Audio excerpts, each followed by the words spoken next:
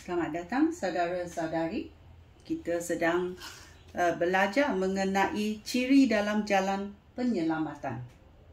Nombor 2, ciri 2 adalah adakah kamu benar-benar menyesal dan bertaubat? Adakah kamu benar-benar menyesal dan bertaubat akan dosa kamu? Dalam Lukas babak 18,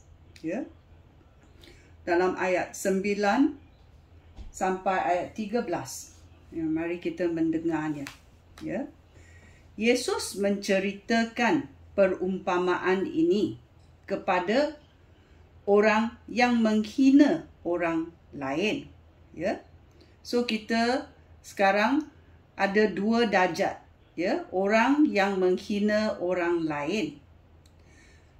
Yesus menceritakan perumpamaan ini kepada orang yang menghina orang lain, tetapi menganggap diri mereka baik. Yesus berkata, dua orang pergi ke rumah Tuhan untuk berdoa. Yang seorang Farisi, orang yang beragama, orang yang berwibawa, orang yang pandai dalam agama Tuhan, dan seorang lagi adalah seorang pemungut cukai. Orang Farisi itu berdiri sendirian dan berdoa. Aku bersyukur kepada kamu, Tuhan, ya Allah aku, kerana aku tidak seperti orang lain yang tamak, orang lain yang suka menipu, ataupun seperti orang lain yang berzina. Dia membandingkan dirinya dengan orang lain. Dia berkata lagi, aku bersyukur kerana aku tidak seperti pemungut cukai ini. Pemungut cukai kerana kerja dia menghinakan. Dia orang Farisi, orang beragama, orang bertauliah, tahu peraturan agama. Dan dia bandingkan, dia berkata, aku bersyukur kerana aku tidak seperti pemungut cukai ini. Dan dia berkata lagi, aku berpuasa 2 kali seminggu. Dan aku mempersembahkan 10% daripada segala pendapatan aku kepada Tuhan. Ayat 13.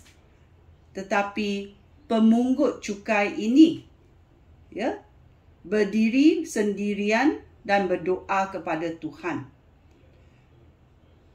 Pemungut cukai itu berdiri agak jauh dan tidak berani menendahkan ke langit.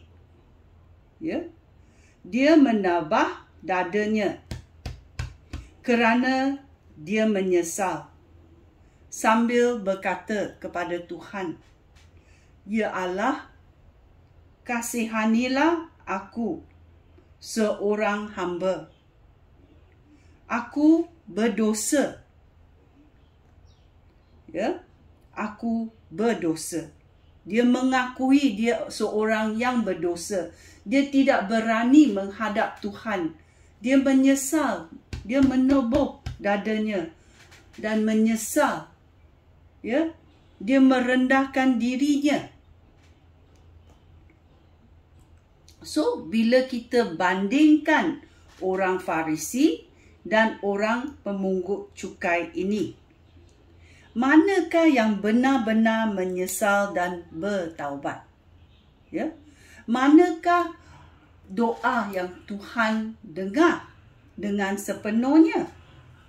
Adakah orang yang meninggikan diri dan membandingkan dengan orang lain, atau orang yang merendahkan diri? So, kita selidiki diri kita sendiri. Adakah kita benar-benar menyesal dan bertaubat kepada Tuhan? Sekian, terima kasih. Shalom.